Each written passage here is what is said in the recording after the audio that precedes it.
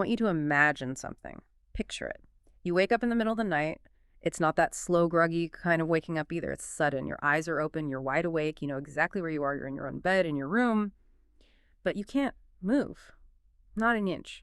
Your whole body feels like it's made of lead, just pinned to the mattress. And that feeling, it's pure primal terror. Yeah. The absolute worst kind of vulnerability. Your brain is screaming, move, get up, run. But your body just won't respond. It's like you're completely disconnected from it. You try to call out for help, but your jaw's locked shut. Nothing comes out. And that's when you see it. In the darkness, you realize you are not alone. It's one of the most frightening experiences a person can have, and it sits right on that strange, unsettling border between science and, well, something else. And that's what we're investigating today. Welcome to the deep dive. This is Case File 001, the Hat Man phenomenon and sleep paralysis. Right. And to really get into this, we're looking at it from two different angles. First, we have these deeply personal, often terrifying accounts. We found one on Reddit that's it's a classic example, really detailed. And on the other hand, we have the scientific and psychological research that attempts to explain what's happening. And that's what's so fascinating about this. We're not just trying to understand what the paralysis itself, we're asking why. Why do thousands, literally thousands of people across different countries, different cultures, all report seeing the exact same thing? This shadowy figure with a wide-brimmed hat. It's like we're opening a global case file on a shared nightmare. And to really understand the mystery, you have to get inside the experience. We have to start with one of these accounts. This one. It's vivid. I read it. It's really unsettling. The user says it started at 3:33 a.m. That specific time comes up a lot, which is odd. The first thing they notice is that they can't move anything. He describes his body as just dead weight. He couldn't even lift a finger.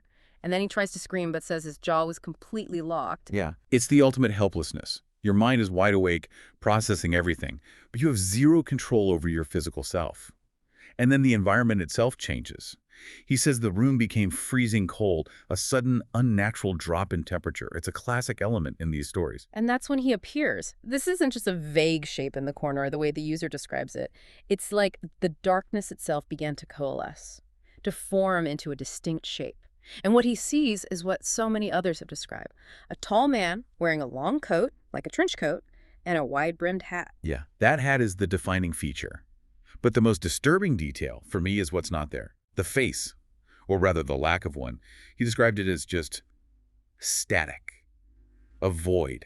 Imagine staring at something that should have eyes, a mouth, and seeing nothing but television snow.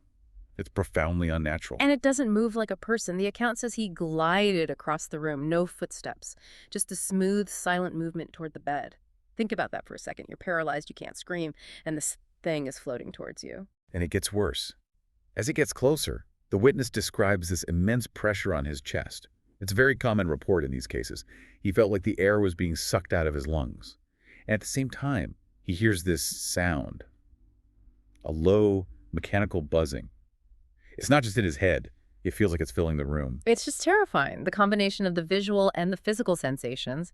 And then, just as suddenly as it began, he snaps out of it. He wakes up gasping for air, heart pounding, but that image is burned into his mind.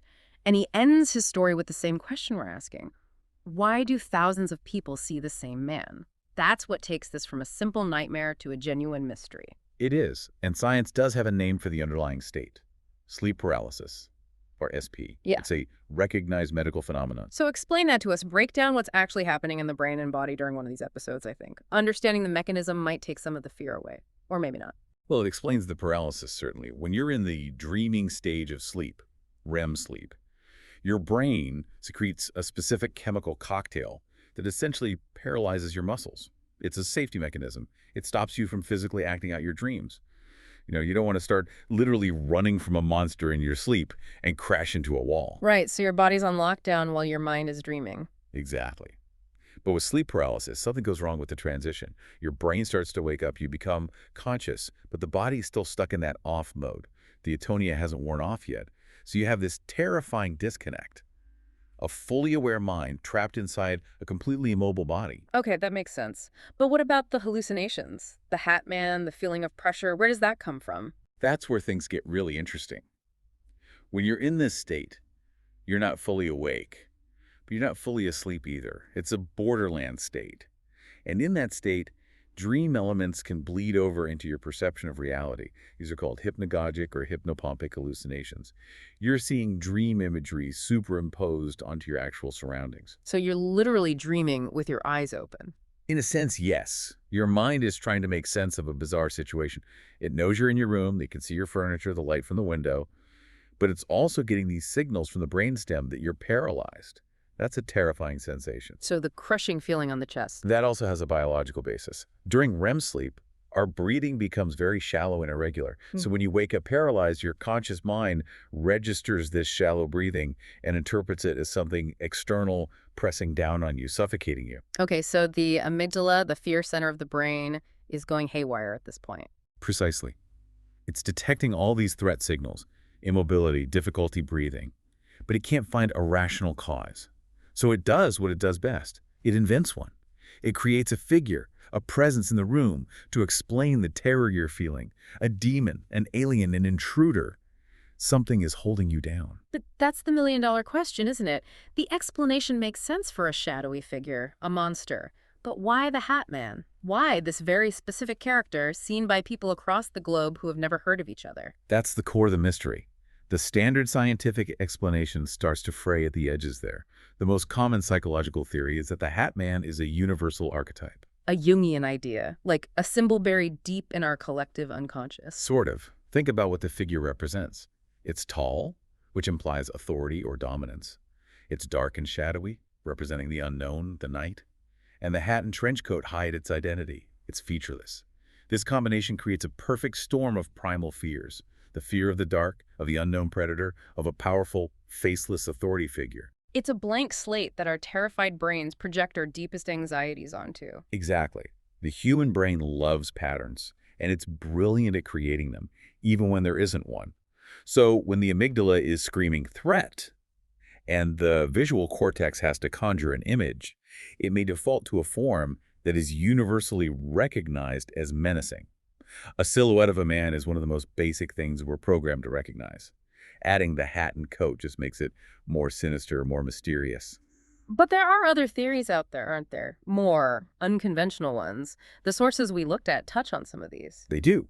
And while they step outside of mainstream science, they're worth mentioning because of how widespread this specific hallucination is.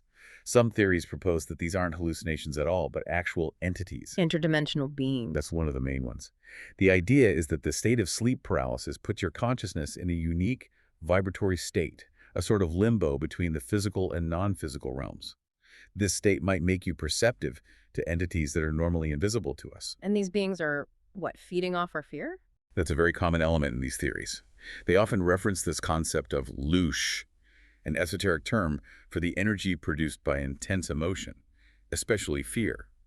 The theory goes that these entities intentionally induce the paralysis and terror to harvest this energy.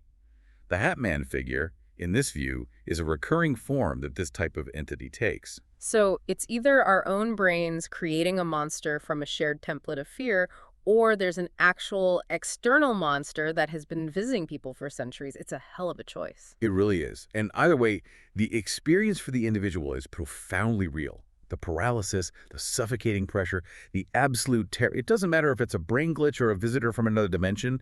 The trauma is the same. It's a phenomenon that sits right on the edge of what we understand about the mind.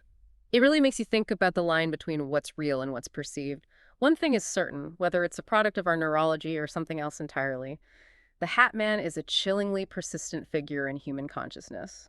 And that brings us to our final question for everyone listening. Have you ever seen him in your room?